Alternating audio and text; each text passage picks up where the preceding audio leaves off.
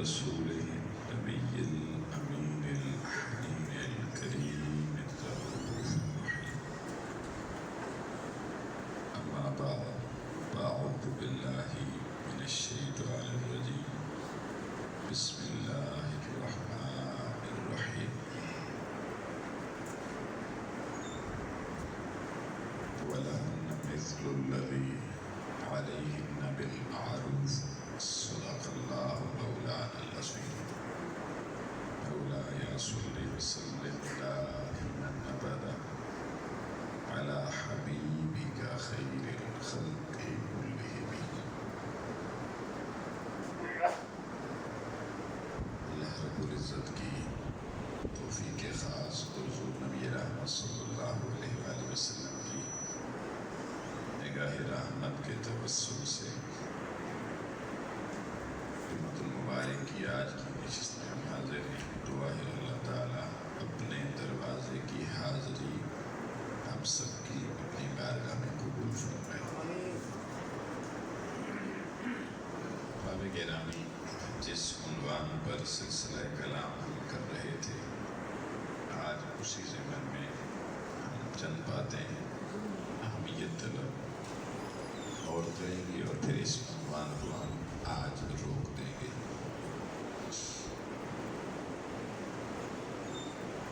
میں نے پچھلے جمعۃ المبارک میں آپ کے سامنے ہماری گھریلو زندگی کو مستحکم کرنے اور گھریلو زندگی میں پیار، محبت، سکون بڑھانے کے حوالے سے قرآن و سنت پہ مبنی تعلیمات سے چند نمونے آپ کے سامنے رکھے.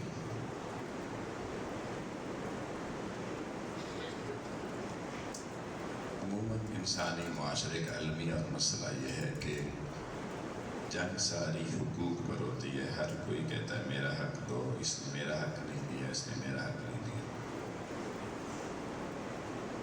اور عورت ہمارے معاشرے میں اس حوالے سے، حقوق کے حوالے سے، سب کانٹیننٹ ہمارا بر صغیر میں بالخصوص حقوق کی محرومی کا شکار نظر آئی. اور اس میں ہمارے اکابرین بڑے جو ہمارے ہیں، ہمارے شجروں میں ہمارے بڑے، انہوں نے اس حوالے سے غلطی کہاں سے ہوئی، کب ہوئی، کیسے ہوئی، کیوں ہوئی،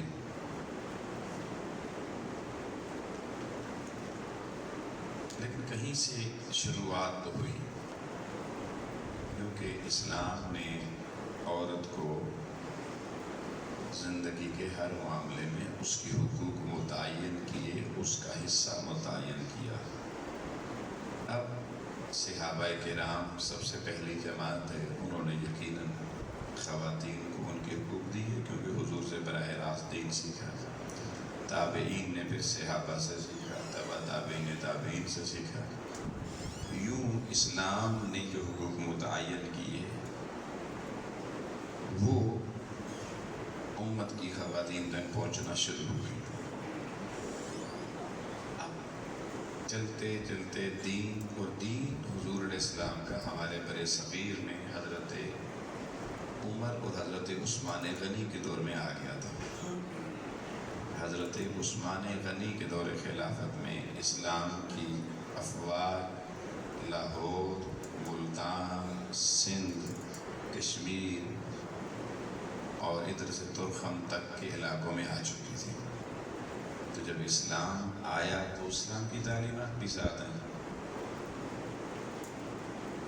اب یہ میں نے بڑی تحقیق اور کوشش کی اس چیز کو کہیں سے تلاش کیا جائے، لیکن میں اس میں ناکام رہا کہ عورت کے حقوق کو اس کو نہ دینے کا یہ سلسلہ شروع کس دور میں ہوا.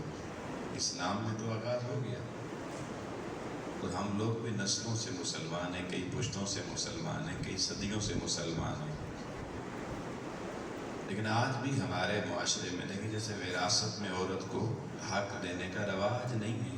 ابھی تھوڑا تھوڑا آوازیں اٹھی ہیں، کچھ عورتوں کو تھوڑی سی آزادی ملی ہے، انہوں نے کچھ شور و غوغا کیا اور کہیں کہیں یہ سلسلہ چل نکلا ہے جو ایک اچھا سلسلہ ہے، لیکن ابھی بھی عموماً آپ پنجاب میں، سندھ میں چلے جائیں، کے پی میں چلے جائیں، آپ کو عورت اپنے بنیادی حقوق سے اس حوالے سے محروم نظر آئے گی۔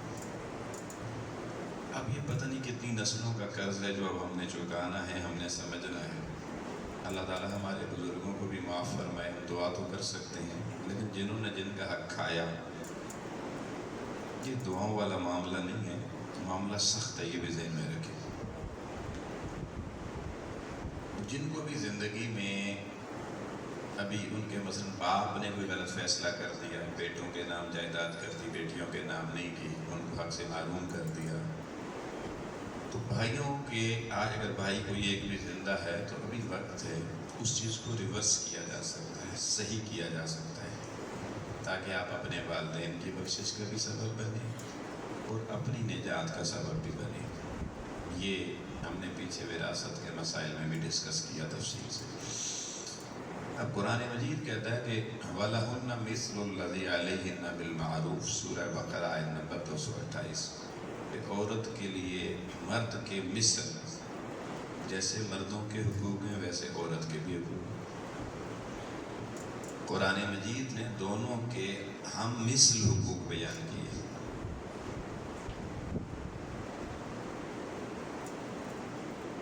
اب کوئی مرد یہ نہیں کہہ سکتا کہ عورتوں کے کون سے حقوق ہیں، اور عورت یہ نہیں کہہ سکتی مردوں کے کون سے حقوق۔ قرآن مجید نے دونوں اطراف سے سیم بات کی۔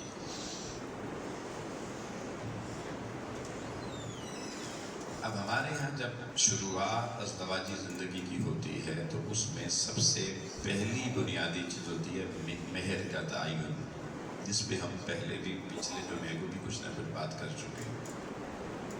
حق مہر جس کو کہتے ہیں۔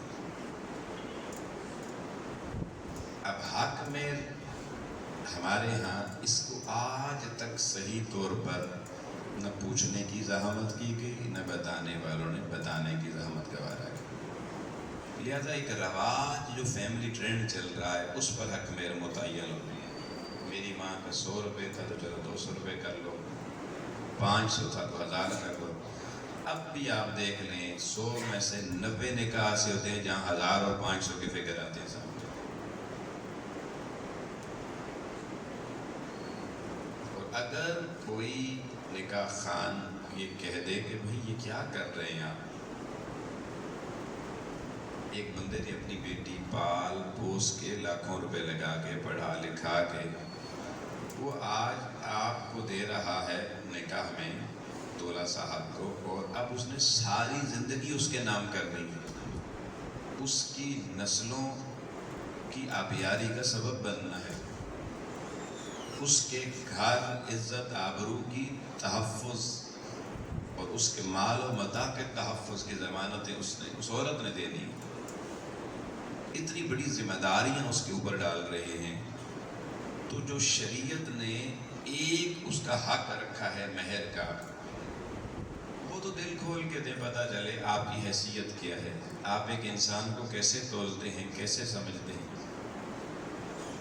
تو میں کہا کرتا ہوں کہ جس وقت مہر لکھا جا رہا ہوتا ہے نا، اور ہم اگر میرے جیسا بندہ نکاح پڑھانے والا تو اس کو اسی وقت سمجھ میں آ جاتی ہے کہ اس گھر میں کل اس عورت کو حق ملیں گے یا سلب کیے جائیں گے، اسی وقت پتہ چل جاتا ہے۔ کئی ایسے واقعات ہوئے کہ ابھی مہر کی بات ہوئی، نکاح نہیں پڑھایا گیا، تو میں نے لڑکی والوں کو کہا کہ یہاں نکاح نہ کرو، بہتر یہ بارات یہاں سے واپس بھیج دو، بچ جاؤ گے کل پچھتانے سے اور رونے سے۔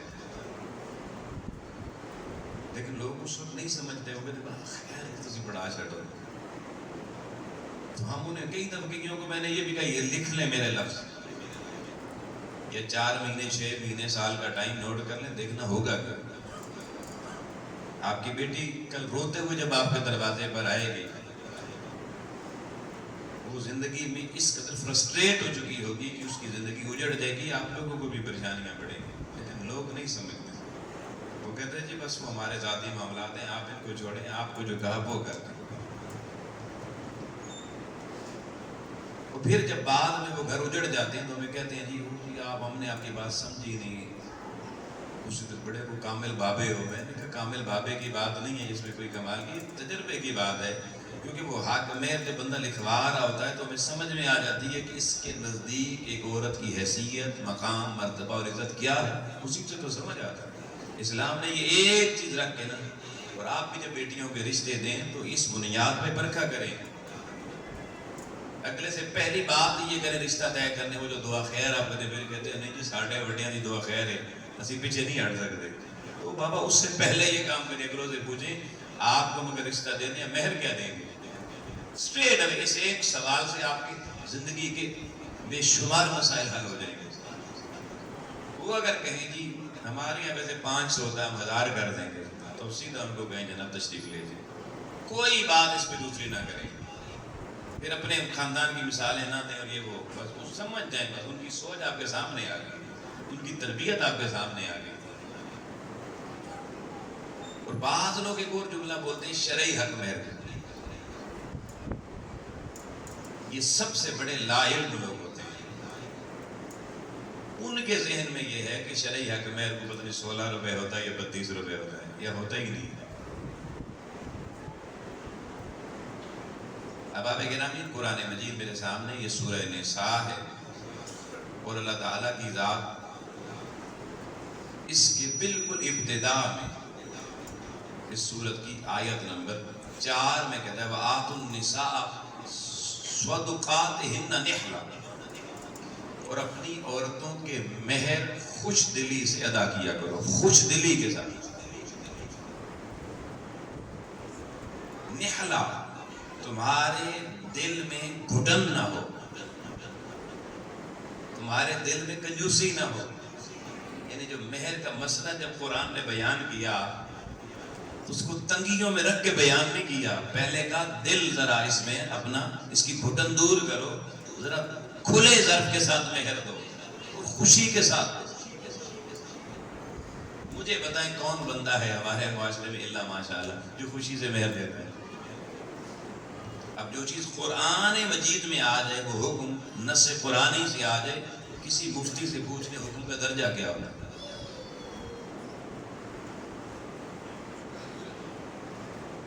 جس کام کو قرآن کہتا ہے خوشی سے کرنا، جب بندہ وہ کام خوشی سے نہیں کرے گا تو وہ زندگی خوشی سے گزارے گا اس کے ساتھ؟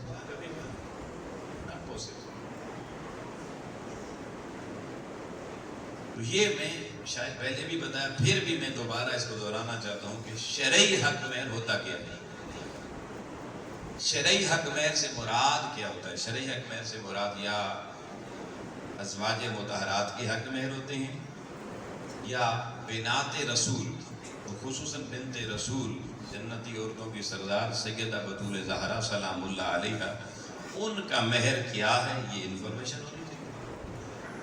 لیکن اس مہر سے پہلے دیکھ لیں حضرت علی جن سے شادی ہو رہی ہے سیدہ کائنات کی، ان کے حالات کیا ہیں، ان کی کمائی کیا ہے، ظاہری سورسز کیا ہے.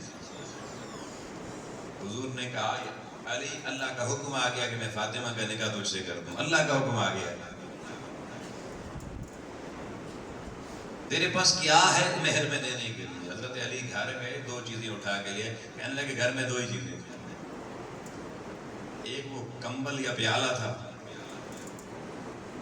پیالہ پانی پینے کے لیے استعمال ہوتا ہے، کمبل اوڑھنے کے لیے استعمال ہوتا ہے، اور ایک ان کے پاس تلوار تھی جس سے وہ جہاد کرتے تھے. حضرت علی کہنے لگے کہ میرے گھر میں اس کے علاوہ دنیا کا کوئی سامان نہیں، حتیٰ کہ اپنا گھر بھی نہیں. یہاں وہ اہلیہ کو بیاہ کے بندہ رکھتا ہے لا کے، یہ بھی میرا گھر ہے. یہ بھی حضور علیہ السلام نے وہ 2 چیزیں بھی سیل کروا دی، بیچ دو علی، لیکن مہر کے بغیر نہیں ہوگا رشتہ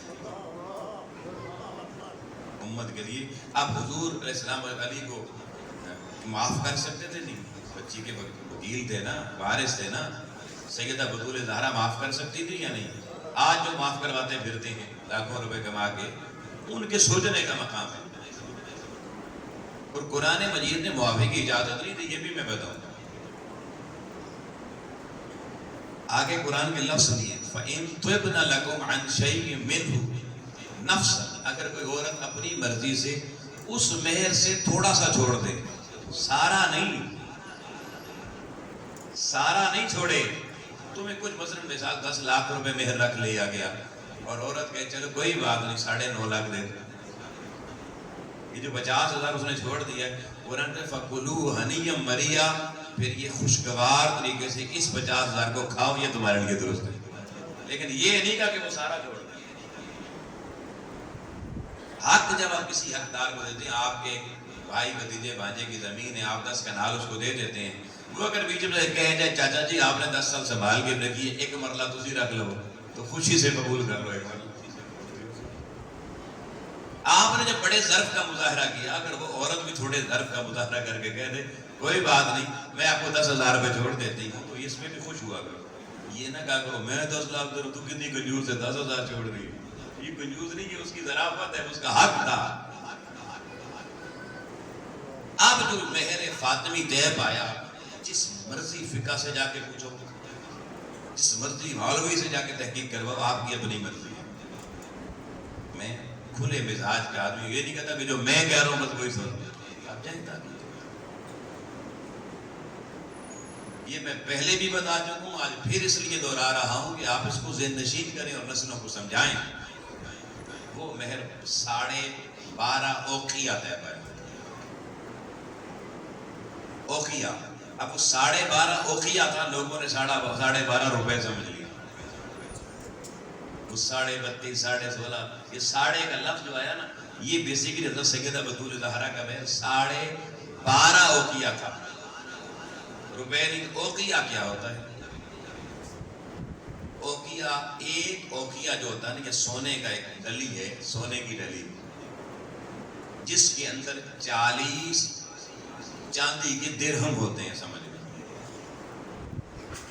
یہ چاندی کا ٹکڑا ہے، ایک اوقیہ چاندی کا ٹکڑا ہے جس میں 40 درہم ایک اوقیہ میں ہوتے ہیں. اب 12.5 اوقیہ کا معنی کیا ہے کہ 12.5 کو 40 سے ضرب کریں تو 500 درہم بنیں گے. درہم یہ سکہ ہے چاندی کا. کتنے درہم بنیں گے؟ اب کچھ لوگوں نے 500 روپے سمجھ لیا، ان کے 500 روپے لکھتے یہ شریعت میں. یہ 500 درہم میں چاندی کے سکے، اور چاندی کا سکہ آج بھی آپ گوگل پہ بھی لکھ دیں تو وہ بھی آپ کو کیلکولیشن کر کے بتا دے گا کہ 500 درہم کتنے تولے بنتے ہیں. چاندی اور سونا تولوں میں تولے جاتے ہیں نا، تو یہ بنتے ہیں 131.25 تولے، 131.25 تولاس. یہ سلور چاندی کے بنتے ہیں. اب آج کے دور میں مارکیٹ سے چاندی کا ریٹ معلوم کر لیں جو تقریباً 4,080 یا 90 روپے ہے. آج کی مارکیٹ سونے چاندی کا بھاؤ نیٹ سے بھی آپ دیکھ سکتے ہیں، مل جاتا ہے. اب آپ دیکھیں کہ یہ جو 131.25 تولے جو چاندی ہے اس کی قیمت نکالیں. 131 سے کہ 2.5 کو 4,000 50 60 80 روپے جو بھی ریٹ ہے آج کا اس سے ضرب کر دیں تو یہ مور دین 5 لاکھ روپے بنتا ہے. 5 لاکھ سے زیادہ روپے بنتے ہیں. تو اب شرعی حق میں اگر آپ میرے فاطمی بھی جانا چاہتے ہیں تو کم سے کم وہ بھی اس دور میں، اور مولا علی کے حالات بھی سامنے رکھ لیں. کہتے ہیں شوہر کے حالات دیکھ کے مہر تعین کرنا چاہیے، تو حضور نے حضرت علی کے حالات دیکھے جو تھے اس میں جو مہر طے پایا وہ 5,25,000 روپے بنتا ہے. آج کے حساب سے دیکھ لیں کتنا بنتا ہے.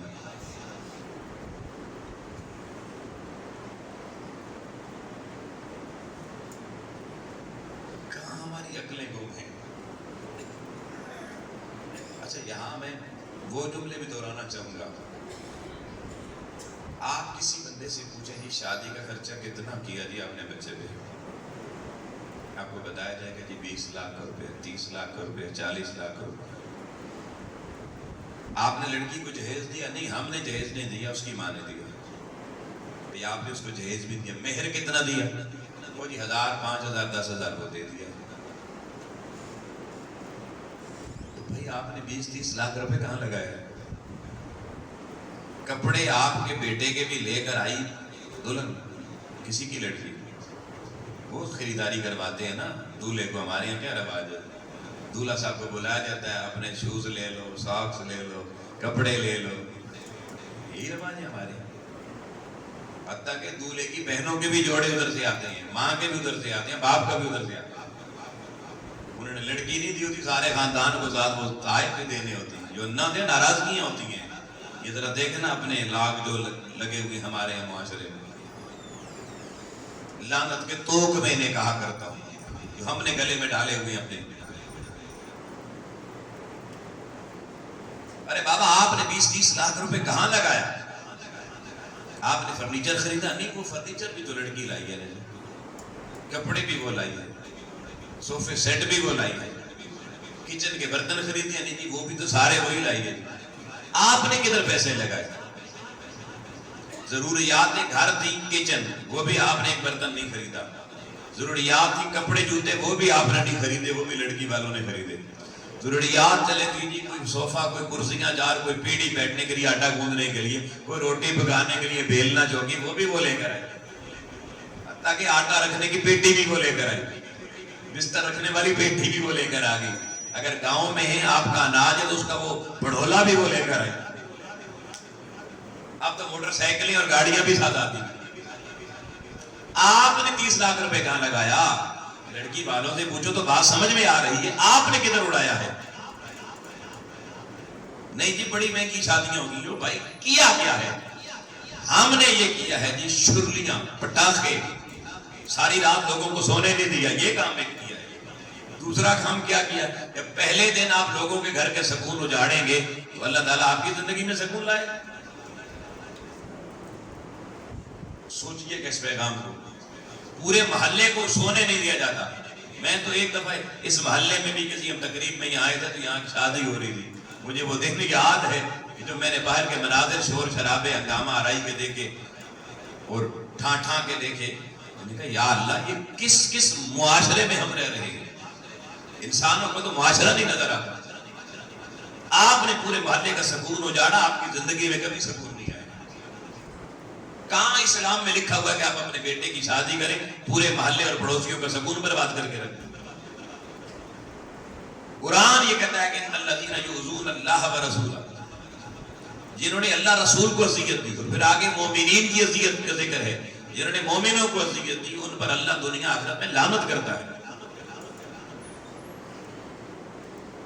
لعنت کے توق تو آپ پہلے دن، ابھی بارات نہیں نکلی، پہلے گلے میں ڈالتے ہوتے. سکون کہاں، رحمت کہاں سے آئی؟ پھر ہم نے کیا کیا؟ اچھا جی شادی والے دن، بارات والے دن تو ہال بک لڑکی والے کرتے ہیں، وہ بھی آپ نے نہیں کیا. خرچہ کہاں کیا ہے آپ نے؟ وہ ہم نے جی وہ گاڑیاں منگوائی تھی نا جی بارات لے جانے کے لیے. یہ کہاں دین میں لکھا ہوا کہ بارات کے لیے گاڑیاں بک کریں اور خرچہ کریں؟ اس میں کوئی ثواب ہے؟ کہاں کا ثواب؟ کوئی مجھے بتا دے اس میں کوئی اجر ہے؟ ہم نے تو دینی پوائنٹ آف ویو سے دیکھنا ہے، وہ کام کرے جس میں اللہ اجر دیتا ہے. جس میں اجر نہیں ہے وہ کام فضول کاموں میں جاتا ہے. وہ جی ہم نے ولیمہ کیا کہ ہال بک کیا جی 15 لاکھ کا کھانا لوگوں کو کھلا دیا. مجھے بتائیں کہاں لکھا ہوا دین کی کسی کتاب میں 15 لاکھ کا کھانا لوگوں کو کھلائیں؟ دین تو کہتا ہے کلوا واشربوا ولا تسرفوا، کھاؤ پیو مگر فالتو ڈشیں، فالتو کھانے کی چیزیں مت رکھو. 10 کھانے ایک وقت انسان کی ضرورت نہیں ہوتی. کہا یہ اسراف ہے. اور ان اللہ لا يحب المسرفین، اللہ تعالیٰ اسراف کرنے والوں کو کبھی پسند نہیں کرتا. قرآن کہتا ہے کہ بھائی مبذر سے، تبذیر سے بدلو، اسراف سے بچو. سورہ اسراء میں کہا ان المبذرین کان اخوان الشیاطین، فضول خرچی کرنے والے شیطان کے بھائی ہیں. آپ نے اگر 15 لاکھ کا کھانا لوگوں کو کھلایا جو اللہ رسول نے آپ پہ لازم نہیں کیا تھا، آپ اپنے لیے شیطان کے بھائیوں میں نام لکھوا رہے ہیں. نیکی کہاں پر؟ کوئی کہہ سکتا ہے جی ولیمے کو آپ نے برا کہہ دیا. پڑھیے سیاست شریف. حضور علیہ السلام نے فرمایا جس ولیمے میں امیر تو آئیں مسکین نہ آئیں، اس ولیمے کا کھانا اللہ کے لیے سب سے اللہ کے نزدیک ناپسندیدہ کھانا ہے. اب جس کو اللہ ناپسند کرے وہ سنت بن سکتی ہے؟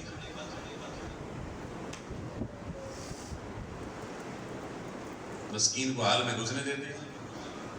مسکینوں کی کبھی کسی نے لسٹ بنائی ہے ولیمے کے لیے؟ مجھے کوئی شخص بتا دے میرا ولیمہ تھا، میں نے بیٹے کا ولیمہ کیا، مسکینوں کی لسٹ بنائی تھی، دوستوں کی لسٹیں بنتی ہیں، رشتہ داروں کی لسٹیں بنتی ہیں، محلے والوں کی لسٹیں بنتی ہیں، مسکین تو کسی لسٹ میں نہیں ہوتی۔ اور اگر ایسی سنت جو آپ نے بنا رکھی ہے یہ ہوتی تو بخاری کی حدیث حضرت جابر غزوہ بنو مستلق سے واپس آ رہے ہیں، رستے میں حضور اونٹ کا مسئلہ تھا، لمبی حدیث ہے، حضور نے مجھے شادی کی ہے، کہتے ہیں حضور ابھی جانے سے پہلے کی تھی شادی کر لی، اس کے بعد جہاد پر گئے، حضور کے محلے میں رہتے ہیں، حضور علیہ السلام کو بتایا بھی نہیں ہے۔ اگر ایسے ولیمے ہوتے تو حضور تو ضرور شامل ہوتے نا۔ یہ ولیمہ بھی صرف گھر والے اور مساکین ان کو بٹھا کے جو کھانا، بھلے دال کھلا دو، بھلے چنے کھلا دو، بھلے مرغا کھلا دو، یہ سنت تھی۔ یہ کہاں لکھا ہوا ہے کہ پورے 1000 بندے کو دعوت دے کے بلا کے 25 لاکھ روپے کا ولیمہ کر کے گئے؟ میں نے سنت کی ہے، یہ کون سی سنت؟ ارے بابا ہمارے ساتھ بیٹھ کے ہمیں بھی سمجھاؤ یہ سنت۔ ساری زندگی قرآن و سنت کا مطالعہ کرنے والا ہوں، ادنا شاگرد ہوں اس دین محمدی کا، مجھے تو یہ ولیمے نہیں ملے۔ 25 لاکھ روپے آپ نے لگا دیا، اور جو واجب تھا مہر وہ 25 لاکھ رکھا آپ نے، وہ 25,000 رکھا آپ نے۔ اللہ کا قرآن جس کا حکم دے رہا ہے وہ اس کو آپ نے کنسیڈر ہی نہیں کیا، کہا نہیں 500,000 سے زیادہ نہیں کرنا۔ تو جو ہاں دین نے حکم ہی نہیں دیا، جو دین کو پسند ہی نہیں ہے، اس پہ آپ 25 لاکھ لگا دیں تو بتائیں آپ خدا اور مصطفیٰ کی طرف گئے یا رسم زمانے کی طرف گئے؟ اور اگر رسم زمانہ کے پیچھے گئے تو آپ نے اللہ رسول کے فرمان کو لات ماری ہے، ٹھوکر ماری ہے۔ تو اللہ رسول کے فرامین کو لاتیں مارے، ٹھوکریں مارے، مجھے بتاؤ ان گھروں میں سکون آ سکتا ہے؟ وہ بچے ماں باپ کے فرما بردار بن سکتے ہیں؟ کبھی سوچے بھی نہ۔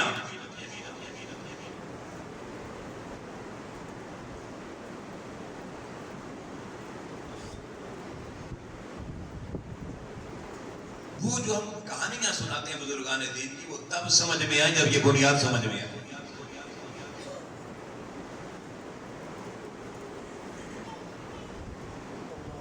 پھر اگر یہ بنیادیں اچھی ہوں تو وہ ایسی بچے لاگے ہوئے جیسا عورت بھی تو بندہ پھر بھی گزارا کرتا ہے۔ وہ کیسے کرتا ہے؟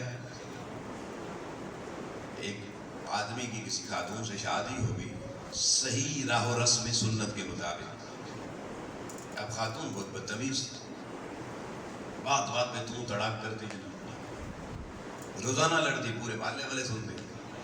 اس کے کچھ دوست گھر میں آئے ملنے کے لیے تو گھر کے اندر اسے شور بھی کون آ گیا، ان کو نکالو بھائی، میں سے روٹیاں نہیں پکتی، چائے نہیں بنا سکتی۔ انہوں نے کہا پاپا اس کو طلاق دے دے، جان چھوڑا اسے۔ اب جن کے اندر اس اللہ کی یاد ہوتی ہے، رسول کریم کے فرمان کا حیا ہوتا ہے، ان کی سوچیں کیسی ہوتی ہے پھر میں بتا دوں۔ آپ تو 30 لاکھ کا ولیمہ کرتے ہیں، چوتھے دن آپ کا بچہ ذرا جھگڑے پہ کہتا ہے 1 2 3، تو شادی کی تھی بڑا خرچہ کیا تھی، وہ چل ہی نہیں۔ اب میں چلنے والی کہانی بتا رہا ہوں۔ اس آنے والے دوست نے کہا اس کو طلاق تو کیا تم نے مصیبت پالی ہوئی ہے؟ اس نے کہا میرے دوست تو نے یہ تو سمجھ لیا نا مصیبت پالی ہوئی ہے، تو کیا چاہتا میں اپنے سر سے اتار کے کسی اور کو مصیبت میں مبتلا کر دوں؟ اس نے کہا میں تو تکلیف اس کی سہنا سیکھ چکا ہوں، مگر میں نہیں چاہتا میں کسی اور مسلمان کے کھاتے میں اپنے سر سے اٹھا کے مصیبت اس کے سر پہ ڈال دوں۔ کوئی بات نہیں، ساری زندگی تکلیف برداشت کر لوں گا مگر کسی اور کو تکلیف میں مبتلا نہیں ہونے دوں گا۔ سوچیں تھی ہمارے کہنے مغرور ہے۔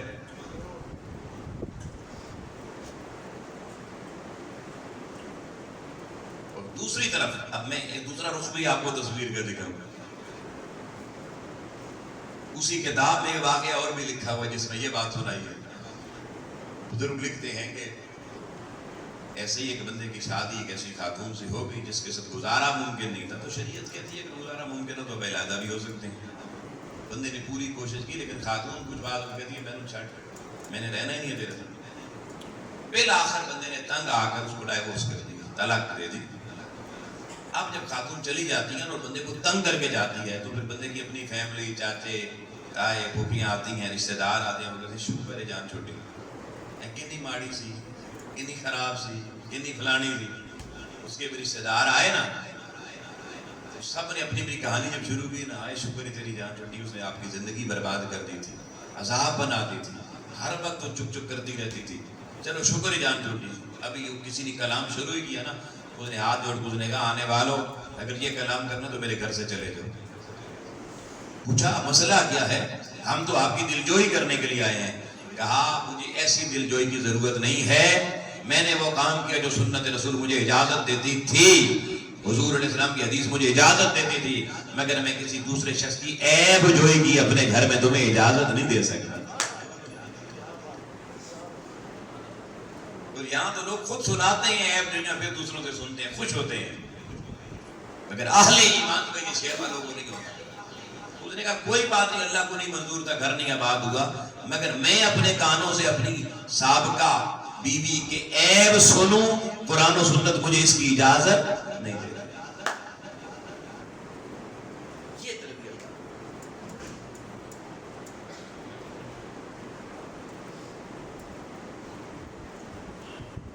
احباب گرامی، اسی قرآن مجید میں دیکھیے، یہی سورہ نمبر 4 سورہ نساء ہے. اللہ تعالیٰ نے اس میں یہ جو حکم دیا نا، فَانْكِحُوا مَا طَابَ لَكُم مِّنَ النِّسَاءِ مَثْنَىٰ وَثُلَاثَ وَرُبَاعَ، ساری زندگی گھر کو سکون برباد کرنے کے لیے عورت کے سر پہ یہ تلوار رکھ دی جاتی ہے. ذرا سا بھی کسی گھر میں جھگڑا ہونا، کوئی مسئلہ ہو، فوراً کہتے ہیں میں تجھے لے آؤں. اب تو دوسری شادی کرنی پڑے گی. آج یہ جملہ نوٹ کر لیں، جس بندے کو اپنے گھر کا سکون عزیز ہوتا ہے، وہ لڑائی جھگڑے میں بھی بھول کے کبھی یہ جملہ نہیں بولتا. عورت مشرقی عورت مر سکتی ہے، سوکن کا نام بھی سن نہیں سکتی، یہ سب کو پتا ہے. جتنے بزرگ بیٹھے ہیں، اب ان سے کبھی ان کے ساتھ بیٹھ کے پوچھو، زیادہ تجربہ ہوتا ہے.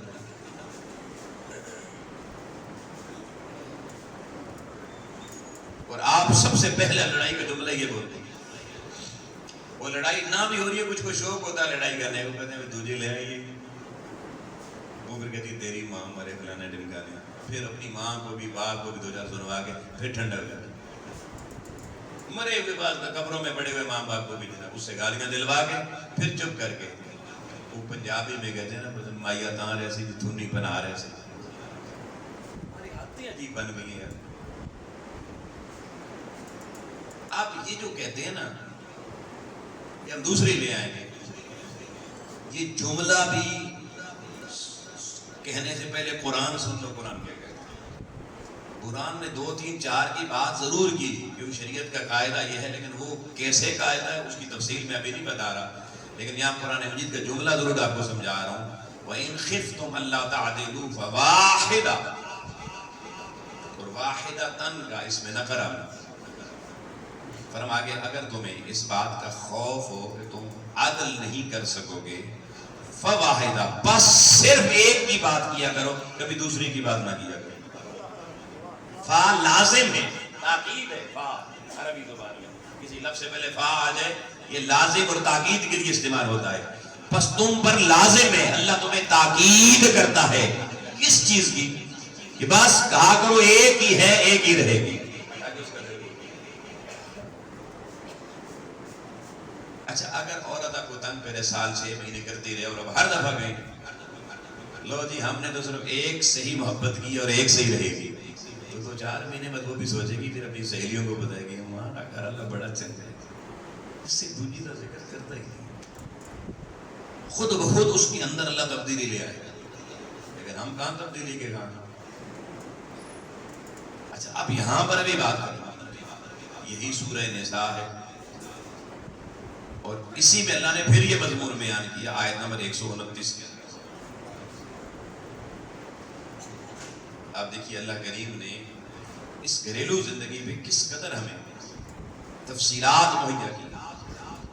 فرمایا وَلَن تَسْتَطِيعُوا، اور ہرگز تمہارے اندر یہ صلاحیت اور یہ استطاعت ہے ہی نہیں، ان تعدلوا بین النساء، کہ تم دو عورتوں کے درمیان بھی انصاف کر سکو. اس کا مطلب ہے جو کہے میں دوسری لے کے آ رہا ہوں پہلی کی ہوتے ہوئے، وہ اپنے ظالم اور اپنے غیر منصف ہونے کا اعلان اس کے سامنے کر رہا ہے. وَلَا تَسْتَطِيعُوا، ہرگز تمہیں اللہ نے یہ طاقت ہی نہیں دی ہے. یہ قرآن ہے نا، اللہ اپنے الفاظ اللہ کے ہیں. تم یہ استطاعت نہیں رکھتے، تم یہ طاقت نہیں رکھتے، تم یہ صلاحیت ہی نہیں رکھتے ان تعدلوا، کہ انصاف کرو بین النساء، عورتوں کے درمیان.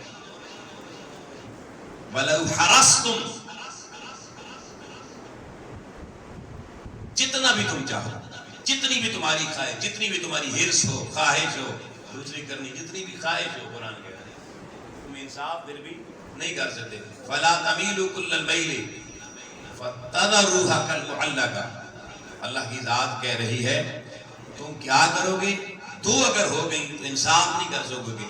تمہارا دل دونوں کی طرف 50-50 نہیں ہوگا، ایک کی طرف زیادہ جھک جائے گا اور دوسری تمہارے درمیان لٹک جائے گی.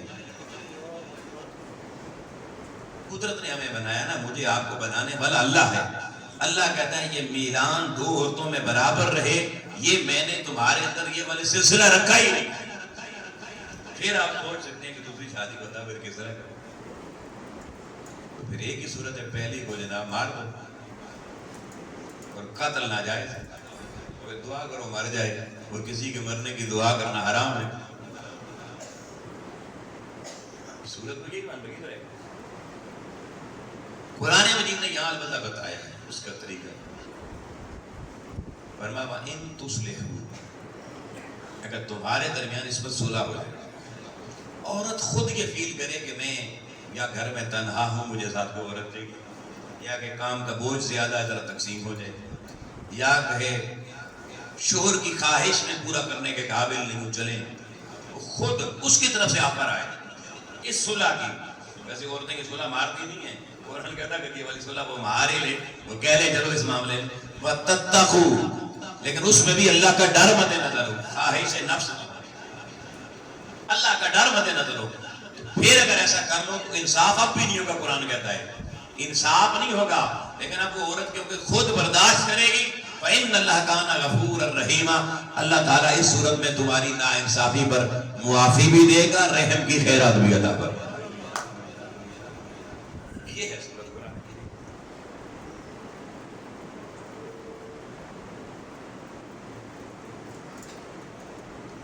اب آپ گرامی حضور علیہ السلام جانتے تھے، یہ سب کچھ میرے آقا جانتے تھے کہ ہم نے کیا کرنا ہے. نبی کریم علیہ الصلوۃ والسلام اس حوالے سے سنن ابو داؤد کی حدیث پڑھ دیتا ہوں. حدیث نمبر 2146، 2146 نمبر اس کا جی. سنن ابو داؤد. حضور علیہ السلام کی بارگاہ میں حضرت عمر رضی اللہ تعالیٰ عنہ، انہوں نے کہا حضور آپ نے عورتوں کے ساتھ حسن سلوک کا، بلکہ حدیث شروع یہاں سے ہوتی. حضور نے فرمایا کہ لا تضربوا اماء اللہ، اللہ کی بندیوں کو مارا نہ کرو.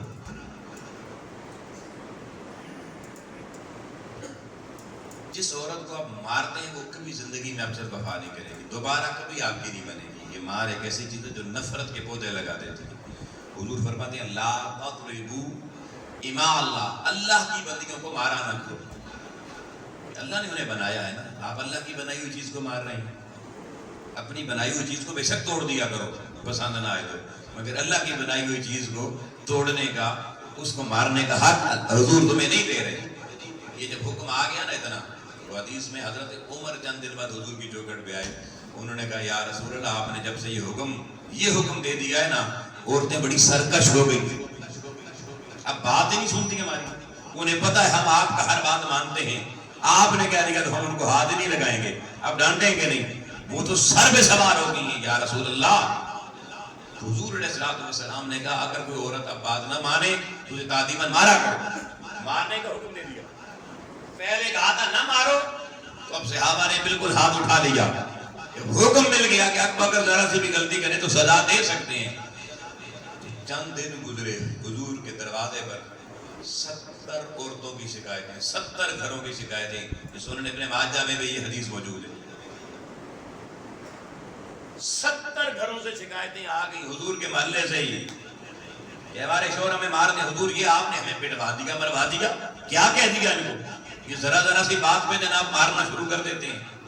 یعنی مرد کی یہ فطرت تو ہے کہ اس کو موقع ملے تو یہ چھوڑتا نہیں ہے. وہ کون تھے؟ وہ حضور کی مجلس میں بیٹھنے والے تھے. آؤ اگر مجلس سجی، امام الانبیاء علیہ السلام نے صحابہ کرام سے فرمایا کہ میں نے تمہیں منع کیا تھا عورتوں سے مارنے سے، تم نے شکایت کی عورتیں منہ سر ہو گئی ہیں، میں نے تمہیں اجازت دی، تم نے گھروں میں ہر عورت کو مارنا شروع کر دیا. 70 شکایتیں میں محمد کی گھر والیوں کو مدینے کی عورتیں کر چکی ہیں تمہاری پٹائیاں کرنے کی. اب حضور کا جملہ سننا. حضور نے فرمایا لیسا بخیارکم خیرا، فرمایا جو عورت کو آج کے بعد مارے گا محمد کہہ رہا ہے اس میں کوئی خیر اور بھلائی ہے ہی نہیں. فرمایا وہ اچھا مرد نہیں ہے جس مرد سے عورت پٹے، جو عورت پہ ہاتھ اٹھائے. حضور نے فرمایا وہ اچھا مرد نہیں ہے. آپ لوگوں حضور جب کہہ دے یہ اچھا نہیں ہے، ساری کائنات بھی کہے اچھا بن سکتا ہے؟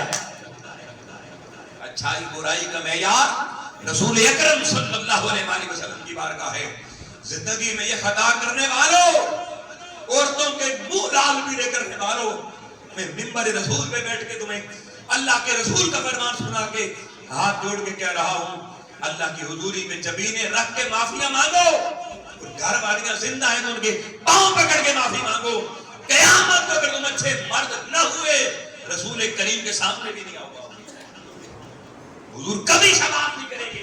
جنہیں حضور کہتے ہیں اچھا نہیں ہے تو وہ اس کی شفاعت کریں گے. کچھ تو رسول کا حیا کرو. آمد رسول کے دن آ رہے ہیں، جشن آمد رسول تم نے منانا ہے. ادھر جھنڈے حضور کی آمد کی اٹھا، ادھر گھر میں آ کے عورتوں کی پٹائی لگاؤ. کون سی مردانگی؟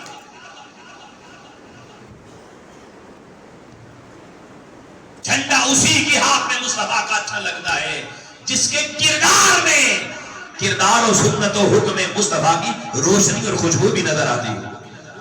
سے بنو یار. رسول نے یہ اعلان کر کے قیامت تک یہ اصول دے دیا. چاہے پڑھ لینے حوالہ دے چکا ہوں حدیث کا، سنن ابو داؤد 2146 نمبر.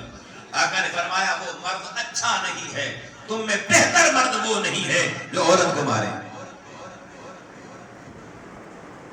یہ کون سی بڑائی والی بات ہے؟ کسی نے بیٹی پیدا کی، پالی، اس نے کھلایا، اس نے پلایا، اس نے آپ کے گھر میں آ کے گھر کے کام کر رہی ہے، آپ کے گھر میں آ کر آپ کی ہر ضرورت اور خواہش پوری کر رہی ہے، پورے گھر کا نظام اس نے سنبھالا ہوا ہے. یار اگر اس نے 2-4 باتیں کرنی، کوئی ایک بات نہیں مانی تو اس میں کون سی بات ہے کہ اس کی پٹائی کریں؟ آپ اللہ کی ساری باتیں روز مانتے؟